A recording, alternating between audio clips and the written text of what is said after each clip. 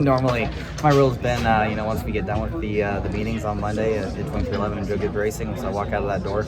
Dave Rogers has instructed me to have short memory and move on, and it works pretty good. How does I know you say you take this 1 week at a time when you get in the playoffs. What are things that you don't do as much of or shut down, and what are things that, I don't know if it's like family things that help you relieve that stress, or are there certain things like, hey, I can't, for these next 10 weeks, I can't be bothered with this because I've got to focus on my job? Well, when I've done it in the years that ran Xfinity, there wasn't really a pattern or anything. It just kind of depended on what I was needing at the time. When I was junior motorsports, I feel like I just kind of get lost in a project at the house or on a car, kind of help balance it out. And when I was at RCR, it was just grind it out like crazy on the simulator. So it kind of just depends. I've done it different ways and it had the same results. It's just the number one thing is just kind of remain confident in what you've done up to this point and the speed that you bring. And worst thing you do is overthink it, right? Sitting around and twiddling your thumbs and toes, and overthinking it. That's probably the worst way to do it. So I feel like over the years I've done a good job of avoiding that. Any home projects? Huh? Any home projects? It just depends. House getting repainted. There's a million things on the few different vehicles that need fixed that I just haven't done. There's always something going on, or if there's certain days I come home and Bo's just had a field day in the house, and there's about 3 or 4 rooms worth of stuff to pick up. It seems like. How do you look at Darlington? I love it. Every time I go there, it's a fun drive down to the racetrack. Open 2-lane road, driving down there is nice.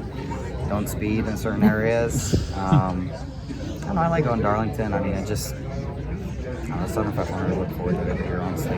It is a playoff race for sure, but I just love going to. Love going to a lot of these tracks that we have coming up on the list. I just enjoy them all, being there, racing on them. It makes it easy. Some people might look at this race and think this is going to be extra crazy because so much is on the line for so many different people. But this is Daytona International Speedway, where the racing is typically kind of frantic anyway. Does it change much? Are your expectations for what the race will be any different coming in with it being the playoff cutoff race, or no? Well, every time we've come here, it's been this way for a couple of years now, so I've kind of gotten used to it. But it'd still be the speedway racing we've seen with this car. That's not going to change. Just with the added aggression. Do things happen earlier? I don't know. They might not. To win the race, you got to lead the last lap, right? So I don't know if anything will be really crazy in the stage 1, stage 2. Definitely stage 3 could get interesting. And who knows? There's a lot of talk last week about William in the 24 being the team to beat now, headed into the playoffs.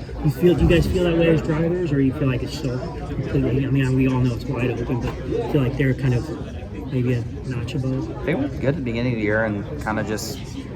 I don't know what really happened, honestly, but I think anyone in the top 7 or 8, if you threw them in the lead, they were going to win that race last Sunday. So I really don't think there's one team to beat or anything. Some teams have just taken advantage of their situations a little bit better and not made the mistakes. So it could be anybody, I think. Does qualifying matter so much for this race? Yeah. Tell me why it does. Yeah, having a good pit stall, having the track position being in the race just makes it easier. If you start in the back, you're going to try and work your way towards the front. You don't ever want to be the last car to pit road or off a pit road and have the chance of losing the draft. So qualifying is important from that aspect. We've seen it at Talladega earlier in the year. Just really hard to make moves up through the field, once we get going 2 by 2.